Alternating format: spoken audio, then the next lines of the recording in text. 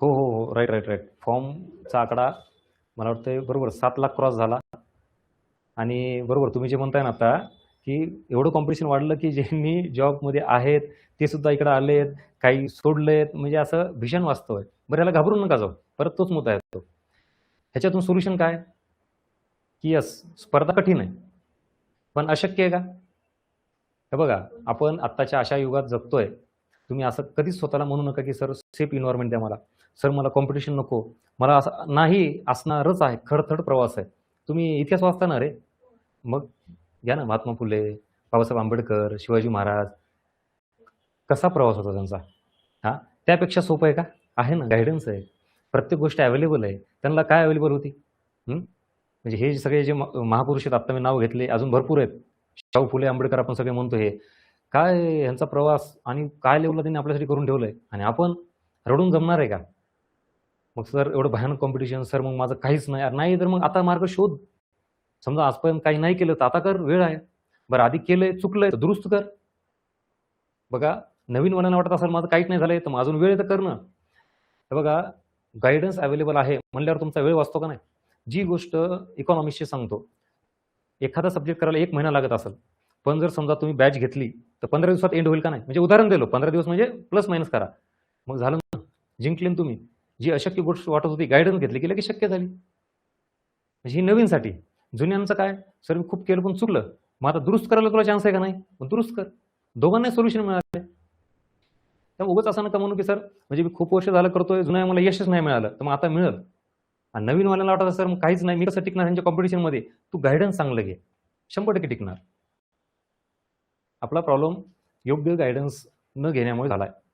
त्यामुळे नवीनला वेळ जरी कमी असेल, तरी आजकाल अशा लेव्हलला गाईडन्स अवेलेबल आहे कमी वेळेत. आता बघा ना, आपलीच बॅच इथपासून जी चालली आहे.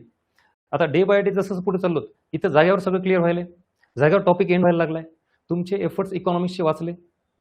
मग तुम्ही दुसऱ्या विषयावर लक्ष द्या आता. कारण ही पुरेपूर काळजी मी घेतलेली आहे. बरं अजून आपल्याला आता क्वेश्चन यायचे बाकी आहेत. ते क्वेश्चन आले की तुम्ही बघा अजून कुठल्या कुठं जाल. सगळी काळजी मी घेतली म्हणजे तुमची इकॉनॉमिक्सची जबाबदारी मी घेतली ना, मग आता टेन्शन नका घेऊ तुम्ही. तुम्ही काय करा आता दुसऱ्या विषयाकडे बघा. सोल्युशन आहे. बरोबर? चला. आणि आपण ती मेंटरशिप सुरू केली ना, तर मी त्या मेंटरशिपच्या दृष्टिकोनातून बरेच मुलं जॉइन झालेत, म्हणजे आपल्या बॅचच्या व्यतिरिक्त. आणि हां, म्हणजे तुम्हाला आता जे हे काय सांगतोय ना, ते ह्या इनपुटच्या आधारावर सांगतोय, की जे विद्यार्थी येतात त्यांचा अजून एक गैरसमज असा झालाय, की कट ऑफ खूपच कमी लागणार आहे. तर मान्य आहे. ते कट ऑफ कमी लागणं वगैरे हा प्रकार जर ठेवलात ना, तर आत्तापर्यंत आयोगाचे भरपूर असे रेकॉर्ड ब्रेक कट ऑफ आहेत. मग ते कमी पण आहे आणि जास्त पण आहेत. मग तुम्हाला रिस्क घ्यायची नसेल, तर सेफ साईड जा. उगाच 25 आणि 30 हे डोक्यात जर ठेवलात, तर तुम्ही आणि तुमचं प्रिडिक्शन. ह्याचा अर्थ असा नाही की सर 55-60 लागेल का, 70 लागेल का? अरे नाही बाबा. पण किमान माझं म्हणणं 45-50 हे आपलं टार्गेट असलं पाहिजे. मिनिमम म्हणतोय. मग 50 पेक्षा 51-52 जेवढे घेतले तेवढे वाईट आहे का? म्हणजे ही रिस्क नका करू, कारण संधी पुन्हा नाही. पुन्हा असं झालं नाही सर मला वाटलं की 40 लागेल, बरं 42 लागलं तर मग गेलं ना. पण मग सर मी तसं डोक्यात ठेवून मी अभ्यास केला होता. माझं ते सांगतोय डोक्यातून काढते. जो डोक्यात अभ्यास ठेव बाबा 50च्या आसपास मला मार्क आले पाहिजे. हे आता तुम्ही तुमच्या कॅटेगरीनुसार तुमच्या ह्याच्यानुसार ते प्लस मायनस करू शकता. जर समजा कोणी दिव्यांग वगैरे असेल, त्यांचं तेवढं लागणारच नाही. तर तू 35 ठेव बाबा कट ऑफ. म्हणजे तेच म्हणतो कॅटेगरीनुसार. आता कोणत्या कॅटेगरीचं 38 लागत असेल, तर तू 42-45 ठेव कट ऑफ. असं डोक्यात. पण 6-7 मार्क, 8 मार्क पुढेच ठेवा डोक्यामध्ये. इव्हन 10 मार्काची रेंज ठेवली तर माझा आनंद. समजा तुम्हाला वाटतं 30, तर माझं म्हणतो डोक्यात किती ठेवली पाहिजे? 40. तुम्हाला वाटतं 40, तर मग डोक्यात किती ठेवली पाहिजे? 50.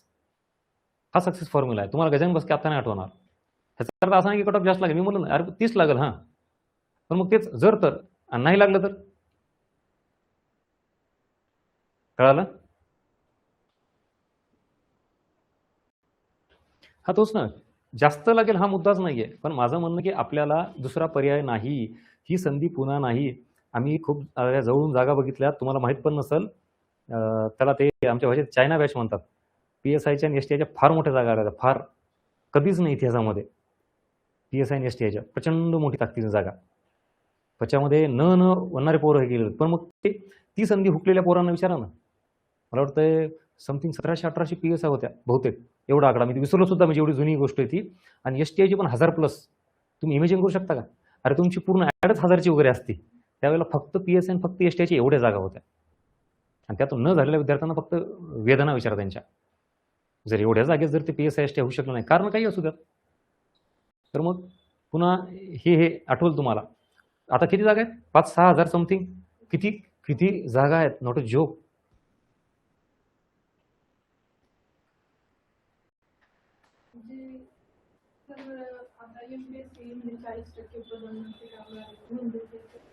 नाही, जाऊ दे ना ते. आता ते नियम सरकारचे प्लस मायनस होतील. माझं म्हणणं आहे आता ते आपल्या हातात नाहीये. समजा गव्हर्नमेंटनी 100 जागा काढायचं ठरवलंय, तर आपण 100 साठी लढलं पाहिजे. आता सरकारचे नियम आपण नाही बदलू शकत, बरोबर का? काय होईल, जास्तीत जास्त जागा कमी येतील, एवढंच ना. तुमचा हाच कन्सर्न आहे ना, की आपल्याला जास्त जागा यायला पाहिजे होतं. तर माझं म्हणणं आहे, ठीक आहे, कमी जागेत आपण जास्त मार्क घेऊ. हे बघा, आपली strategy he completely based on reality असली पाहिजे. होपच्या आधारावर नको. असं झालं तर, असं होईल, मग सरकारने असं केलं तर, ह्याचा अर्थ तुम्ही चुकीची स्ट्रॅटेजी करताय. आत्ता फॅक्ट्स काय सांगतात तुम्हाला? एवढ्या जागा आहेत, हे सिलेबस आहे, हे असं असं आहे, ही रिअलिटी आहे, हे फॅक्ट्स आहेत, ॲक्सेप्ट इट, प्लॅन तयार करा, इम्प्लिमेंट करा. पण जर असं झालं तर, तसं झालं तर, मग कट ऑफ कमी आला तर, मग जर तरवर मग तू नापास झाला तर असो, माझं सांगायचं काम आहे. बाकी तुम्ही ठरवा. म्हणलं ना, ह्या अशा गोष्टी शक्यतो कोणी सांगत नाही. त्यामुळे काय होतं, की आपल्याला ते तीक्ष्ण शब्द वाटतात, की बाबा सर एकदम डायरेक्टच बोलतात. आणि मग इनडायरेक्ट बोलून काय करणार आहे? किती वर्ष वाया घालायचे? चला.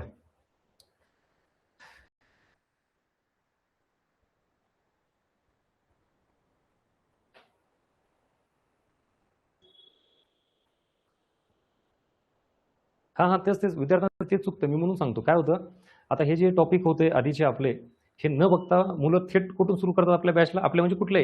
राष्ट्रीय उत्पन्न, दारिद्र्य, बेरोजगारी, सार्वजनिक वित्त, कर प्रणाली. ओके. मग तुला मार्क आहे तेवढेच भेटतात त्याच एरियावरचे. इकडचा बेसिक एरिया म्हणजे मार्क भेटतात 6, 7, 8, जास्तीत काय कर 9 पर्यंत जाशील तू. माझं म्हणणं, प्रश्न आता 7-8 मार्कांचा, 9चा नाहीये. प्रश्न एका मार्काचा आहे.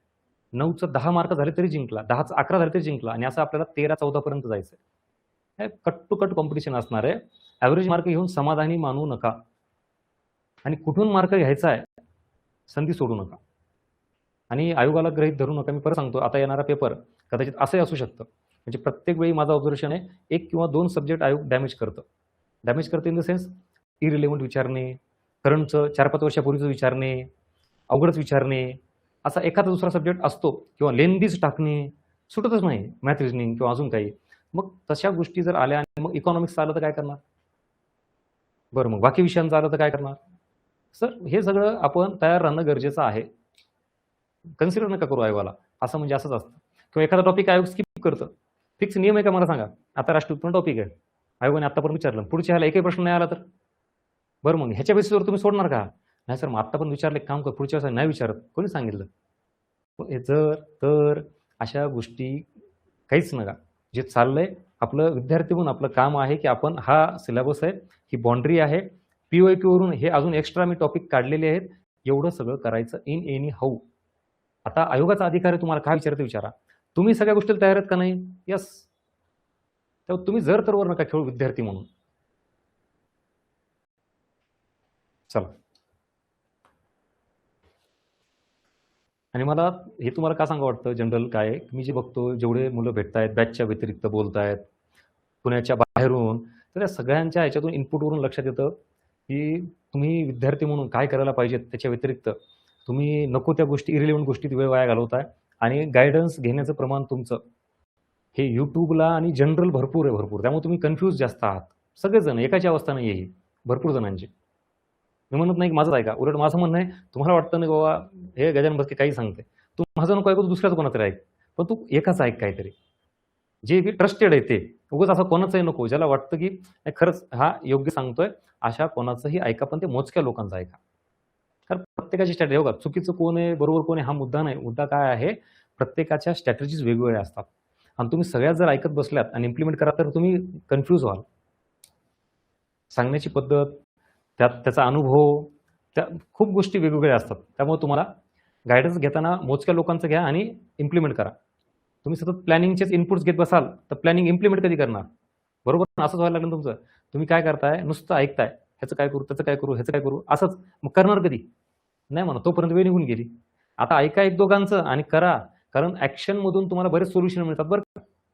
तुम्ही ज्यावेळेला एखादं काम करता, त्या कामातून सोल्युशन मिळतं. आणि काम न करता, "सर हा प्रॉब्लेम आहे, मी कसं करू?" मग माझं ऐकणार. "सर हा प्रॉब्लेम कसं करू?" मग त्यांचं पण ऐकणार. "सर कसं करू?" आता एक्सपर्ट स्ट्रॅटेजी घेतली तुम्ही बरं का. अरे पण ती स्ट्रॅटेजी इम्प्लिमेंट केली का? नाही ना. मग प्रॉब्लेम सॉल्व्ह होईल का? सो ऐका, प्लॅनिंग बाबतीत इनपुट्स घ्या आणि प्लॅनिंग इम्प्लिमेंट करा.